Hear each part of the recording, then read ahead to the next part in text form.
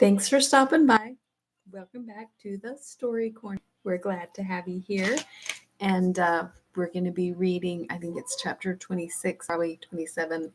I should probably look ahead, but I always read and get done and rush off to put children to bed and do other stuff. And then when it's time to read, I'm in the middle of dishes and cleaning up and a million other things. And I come running in here looking like a mess. So I'm not reading ahead or on top or knowing even what's coming up. I just jump in here and get it done and head back out. So I'm a little unresearched, I guess would be the word.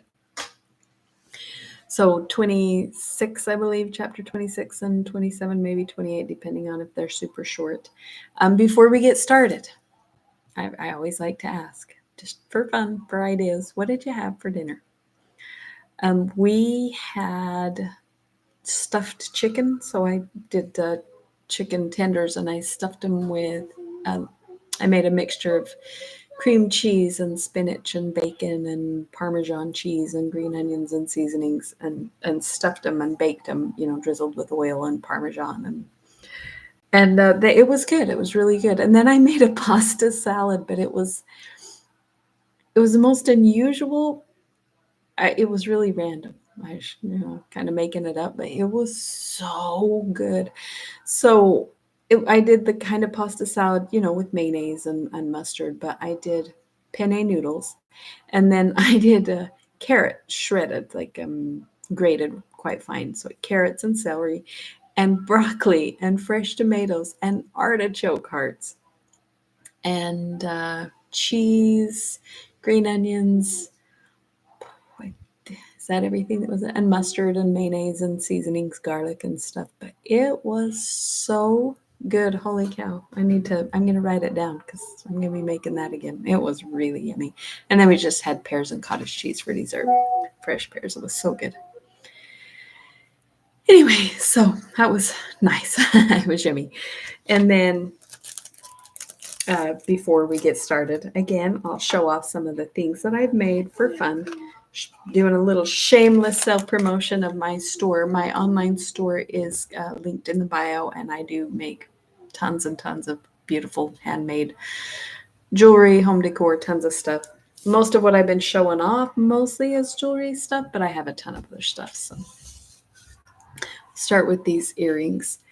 These are leaf-shaped earrings, kind of in the fall colors, so orange and yellow and red. They're kind of cute. They're soft, and pretty colors, sparkly. And then these are like these because they're puzzle pieces, and I love puzzles. But puzzle pieces is also, it's like one of the symbols for autism. Like people who have autistic children will lots of times wear the T-shirts with the puzzle pieces on them and stuff. So I've sold quite a few of these to people who work with autistic children or parents who have autistic children. I'm like, oh, did you know? And I'm like, yeah, I did know that. And then also for, people like me who love jigsaw puzzles. So these little puzzle piece earrings are kind of, because they're clear, they're hard to see against my skin, but they're shaped like the puzzle pieces. They're really pretty, kind of lavendery and pink. And yeah, they're really, really cute. Very dangly. They're on a kind of a long I should do this side where the light is so you can see it, but they dangle, quite long down the neck. And then a super sparkly, kind of purpley pink necklace. Oops. It's a heart, and you can, if I can get the lighting right, you can see the little kind of swirl detail on. Oh, I can't get it. Can't get the light to hit it right, but it has a swirl detail on top. It's so bad. My lighting and my camera, they're just so not good. But yeah, really cute. Super sparkly, kind of purpley pink. So that's about, the size it is up against your skin. So my goodness, this is terrible. You can't even see hardly, but yeah, about like that. So really cute. Close to the same size as the one I'm wearing, and I made that one too. So okay, showing off my cute stuff. Talked about what we had for dinner. Now we're going to get started, Evelina. So we just read chapter 25, and that was a really short one. It's the Reverend who sent a woman, Mrs. Clinton, I guess, to come and get her. And the letter he sent her was with Mrs. Clinton. So he said, I can't wait till you're here. So this next letter is letter 26, and this is Evelina to Miss Mervyn. So now, instead of writing to Mr. Villers, these, because now she's back with him, these letters are going to be to Maria, her friend Maria at Berry Hill, or from Berry Hill to Howard Grove. So Berry Hill, July 14th. My sweet Maria will be much surprised, and I am willing to flatter myself concerned when, instead of her friend, she receives this letter, this cold, this inanimate letter, which will but ill express the feelings of the heart which indites it. When I wrote to you last Friday, I was in hourly expectation of seeing Mrs. Clinton, with whom I intended to have set out for Howard Grove. Mrs. Clinton came, but my plan was necessarily altered, for she brought me a letter, the sweetest that ever was penned from the best and kindest friend that ever orphan was blessed with, requiring my immediate attendance at Berry Hill. I obeyed, and pardon me if I own I obeyed without reluctance after so long a separation.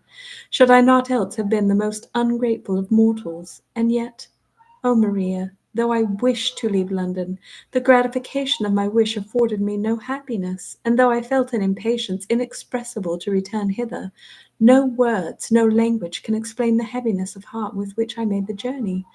I believe you would hardly have known me. Indeed, I hardly know myself.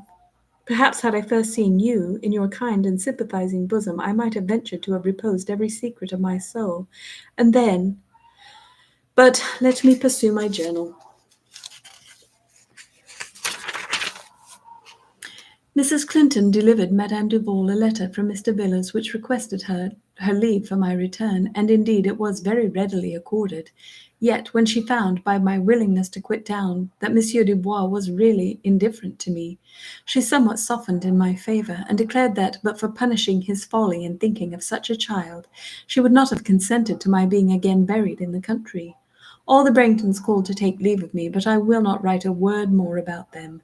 Indeed, I cannot, with any patience, think of that family, to whose forwardness and impertinence is owing all the uneasiness I at this moment suffer. So great was the depression of my spirits upon the road, that it was with difficulty I could persuade the worthy Mrs. Clinton I was not ill. But alas, the situation of my mind was such as would have rendered any more bodily pain, by comparison, even enviable.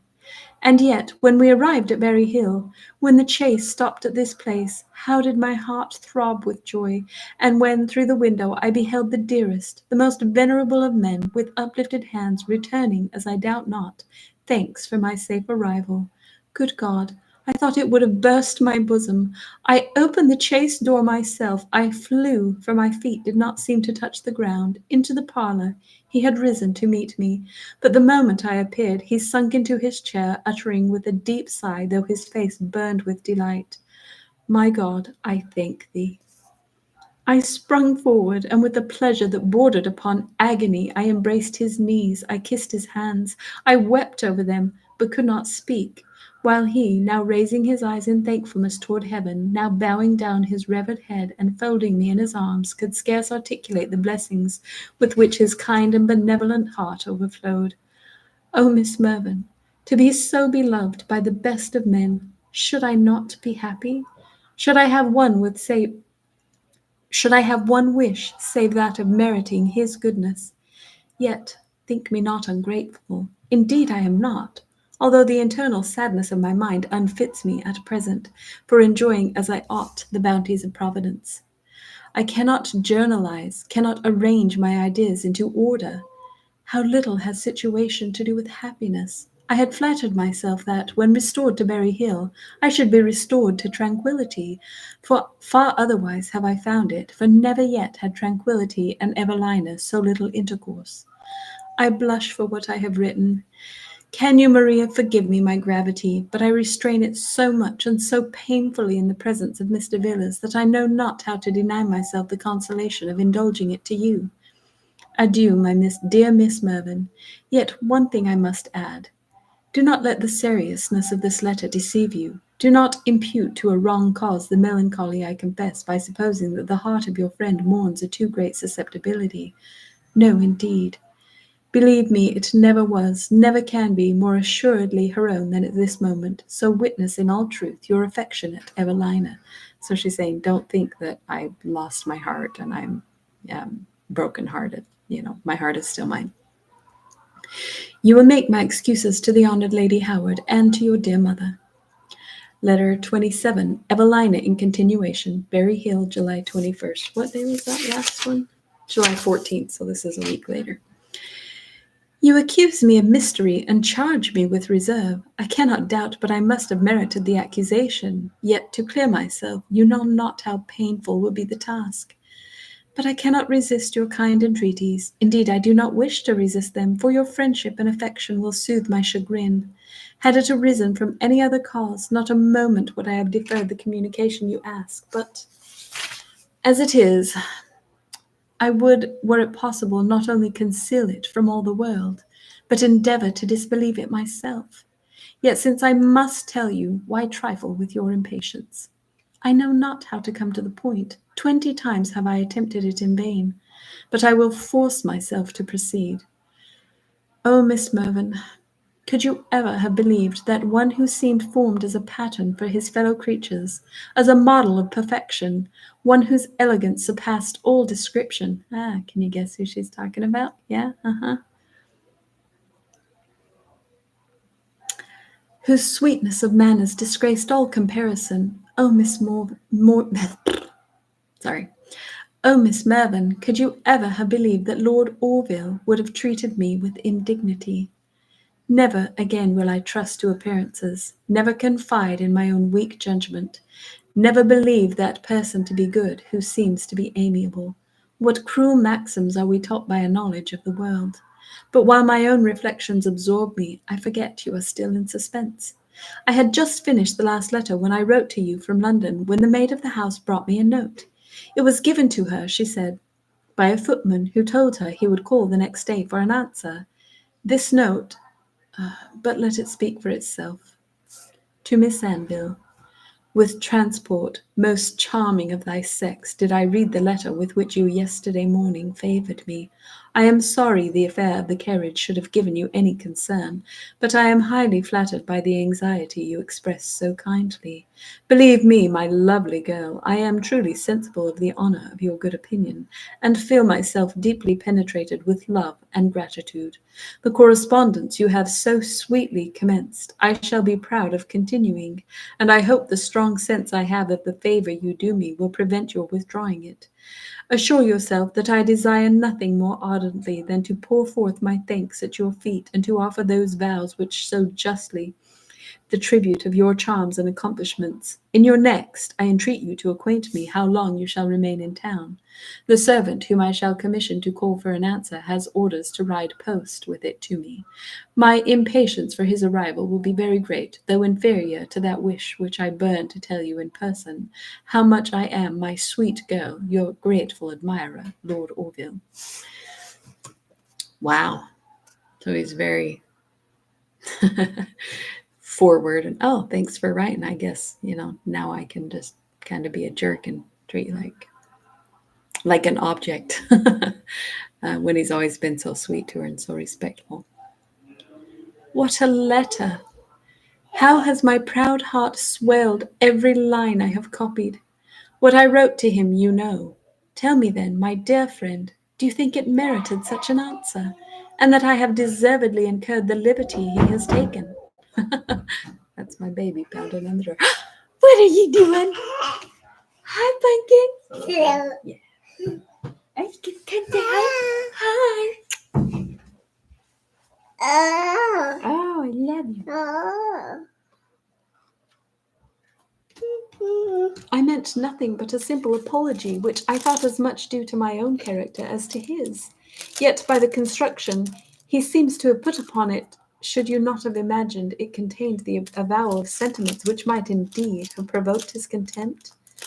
The moment the letter was delivered to me, I retired to my own room to read it, and so eager was my first perusal that, I am ashamed to own, it gave me no sensation but of delight.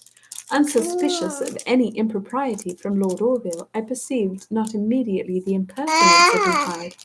I only marked the expression of his own regard, and I was so much surprised that I was unable for some time to compose myself or read it again. I could only walk up and down the room, repeating to myself, "Good heaven, is it possible? Am I then loved by Lord Orville?" But this dream was soon over, and I woke to far different feelings. Upon a second reading, I thought, where did I go? I thought every word changed. It did not seem the same letter. I could not find one sentence that I could not look at without blushing. My astonishment was extreme, and it was succeeded by the utmost indignation. If, as I am very ready to acknowledge, I erred in writing to Lord Orville, was it for him to punish the error? If he was offended, could he not have been silent? If he thought my letter ill-judged, should he not have pitied my ignorance, have considered my youth, and allowed for my inexperience?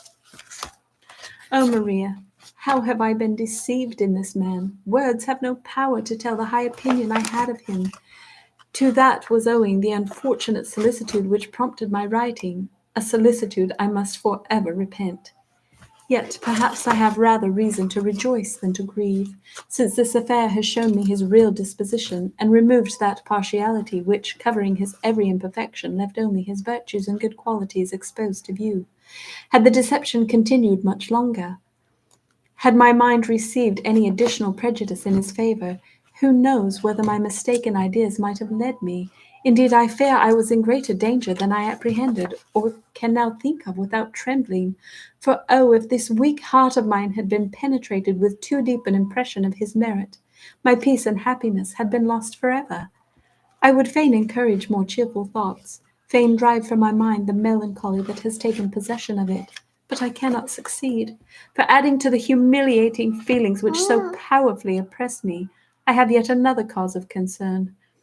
Alas, my dear Maria, I have broken the tranquillity of the best of men. I have never had the courage to show him this cruel letter. I could not bear to so greatly to depreciate in his opinion one whom I had with infinite anxiety raised in it myself. So she can't stand to. She's been telling him how wonderful Lord Orville was, and now she can't stand to let him know that he was very rude and disrespectful and impertinent to her. Are you better?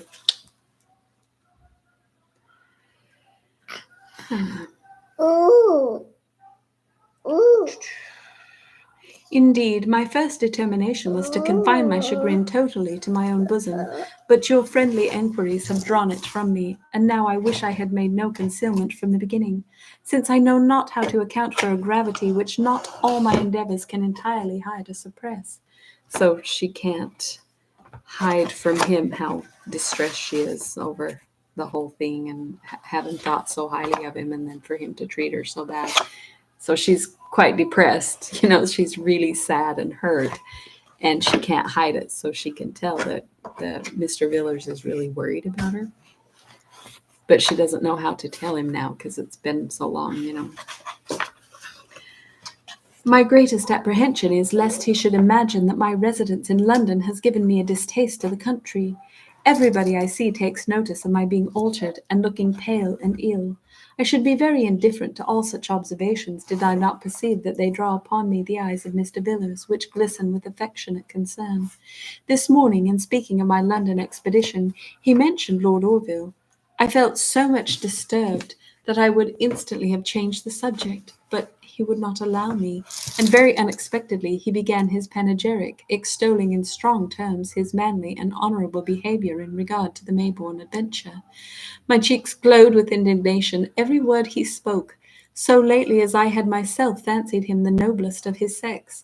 Now that I was so well convinced of my mistake, I could not bear to hear his undeserved praises uttered by one so really good, so unsuspecting, so pure of heart.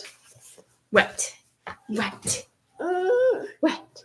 You just want to make a big fat mess.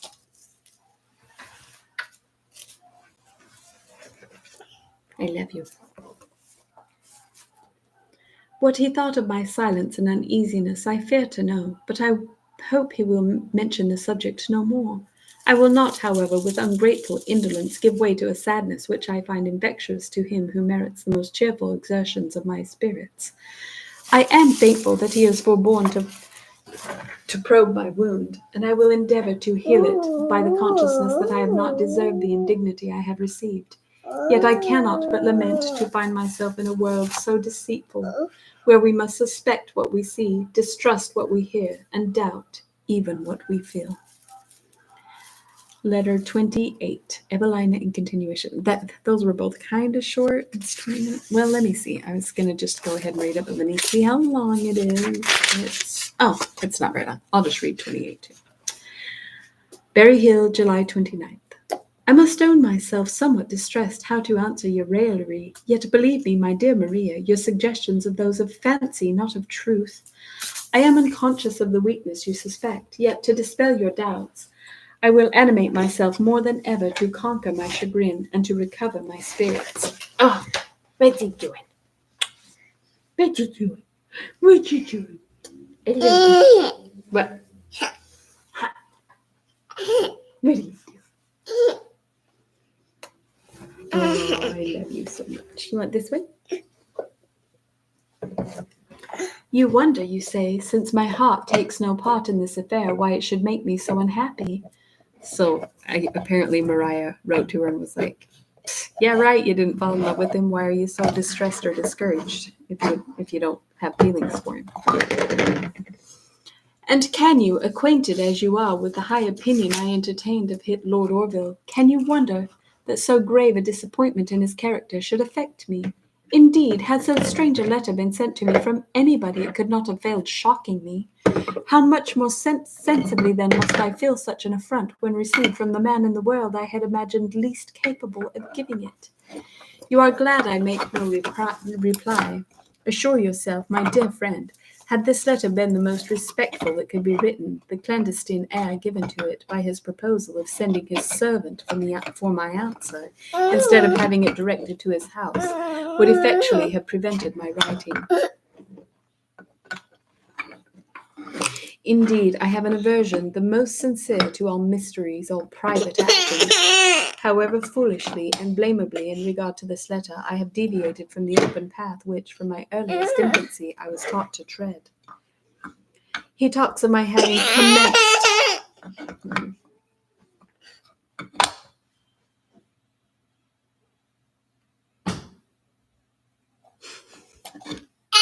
Oh. He talks of my having commenced a correspondence with him, and could Lord Orville indeed believe I had such a design? Believe me so forward, so bold, so strangely ridiculous? I know not if his man called or not, but I rejoice that I quitted London before he came, and without leaving any message for him. What indeed could I have said? It would have been a condescension very unmerited to have taken the least notice of such a letter. Never shall I cease to wonder how he could write it. Oh, Maria, what could induce him so causelessly to wound and affront one who would sooner have died than wilfully offended him? How mortifying a freedom of style, how cruel an implication conveyed by his thanks and expressions of gratitude! Is it not astonishing that any man can appear so modest who is so vain? Every hour I regret the secrecy I have observed with my beloved Mr. Villiers. I know not what bewitched me, but I felt at first a repugnance to publishing this affair that I could not surmount, and now I am ashamed of confessing that I have anything to confess. Yet I deserve to be punished for the false delicacy which occasioned my silence, since if Lord Orville himself was contented to forfeit his character, was it for me, almost at an expense of my own, to support it? Yet I believe I should be very easy, now the first shock is over, and now that I see the whole affair, with the resentment it merits. Did not all my good friends in this neighbourhood, who think me extremely altered, tease me about my gravity, and torment Mr. Villiers with observations upon my dejection and falling away? The subject is no sooner started than a deep gloom overspreads his venerable countenance, and he looks at me with a tenderness so melancholy that I know not how to endure the consciousness of exciting it. Mrs. Selwyn, A lady of large fortune who lives about 3 miles from Berry Hill, and who has always honoured me with very distinguishing marks of regard, is going in a short time to Bristol, and has proposed to Mr. Villiers to take me with her, for the recovery of my health. He seemed very much distressed whether to consent or refuse, but I, without any hesitation, warmly opposed the scheme, protesting my health could nowhere be better than in this pure air. He had the goodness to thank me for this readiness to stay with him. But he is all goodness. Oh, that it were in my power to be, indeed, what in the kindness of his heart he has called me, the comfort of his age, and solace of his infirmities. Never do I wish to be again separated from him. If here I am grave, elsewhere I should be unhappy. In his presence, with very little exertion, all the cheerfulness of my disposition seems ready to return. The benevolence of his countenance reanimates, the harmony of his temper composes, the purity of his character edifies me. I owe to him everything, and far from finding my debt of gratitude a weight, the first pride, first pleasure of my life is the recollection of the obligations conferred upon me by a goodness so unequalled. That's so sweet. It's so sweet to me how grateful she is and how much she loves him for caring so much about her and taking such good care of her. And it's so sweet to me how protective he is of her and how much he loves her and just wants to take away all the pain in the world, which, when you love people, that's what you wish you could do. And of course, it's not always the best thing. Everybody has to have experiences to grow, but it's such a sweet relationship as this orphan girl and this man who's been through so much. It makes my heart smile. It's so cute. Once, indeed, I thought there existed another who then, time had wintered o'er his locks, would have shone forth among his fellow creatures with the same brightness of worth which dignifies my honoured Mr. Villiers. So she's saying she used to think that Lord Orville would be a lot like Mr. Villiers when he gets older. He's the only man she's ever found that she thinks can compare. And now she's devastated because she thought he was wonderful, and he's not. He's kind of a jerk. A brightness, how superior in value to that which results from mere quickness of parts, wit, or imagination. A brightness which, not contented with merely diffusing smiles and gaining admiration from the sallies of the spirits, reflects a real and glorious lustre upon all mankind. Oh, how great was my error! How ill did I judge! How cruelly have I been deceived! I will not go to Bristol, though Mrs. Selwyn is very urgent with me, but I desire not to see any more of the world. The few months I have already passed in it have sufficed to give me a disgust even to its name. I hope, too, I shall see Lord Orville no more, accustomed from my first knowledge of him to regard him as being superior to his race. His presence, perhaps, might banish my resentment, and I might forget his ill conduct. For, oh, Maria, I should not know how to see Lord Orville and to think of displeasure. As a sister, I loved him. I could have entrusted him with every thought of my heart, had he deigned to wish my confidence. So steady did I think his honour, so feminine his delicacy, and so amiable his nature. I have 1,000 times imagined that the whole study of his life and whole purport of his reflections tended solely to the good and happiness of others. But I will talk, write, think of him no more. Adieu, my friend. Okay. 3 chapters. That's it for today. We'll pick up tomorrow on chapter 29. And we're actually getting very good. I better get the Anne of Green Gables ordered because there's another volume. Oh, so I guess there's only another letter or 2. So there's 2 more letters. So tomorrow I'll probably finish volume 2. And then there's volume 3. And how many letters does volume 3 have? It has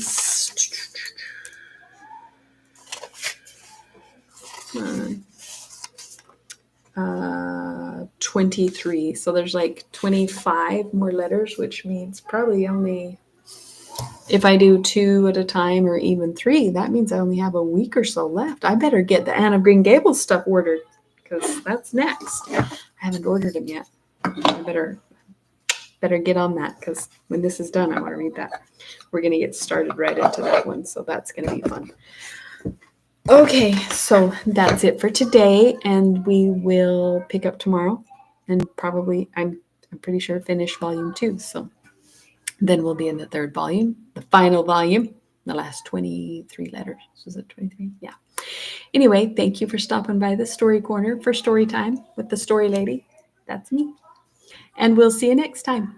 And oh, don't forget to like the video. Like, a like is free, right? Doesn't cost anything. And it helps. It makes a difference every time you like it.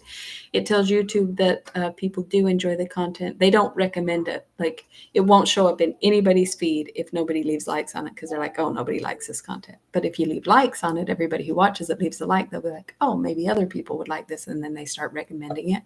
And you can actually grow your channel and, make money, which would be awesome. That's not why I'm doing it, but hey, it would be a nice bonus, right? I mean, really why I'm here is because I'm 2,000 miles away from all my grown children. We used to read together every night. I miss them 1,000 times a day. And this is how I stay connected with my sweethearts in one of the ways. I love you all so much. Mwah. Good night.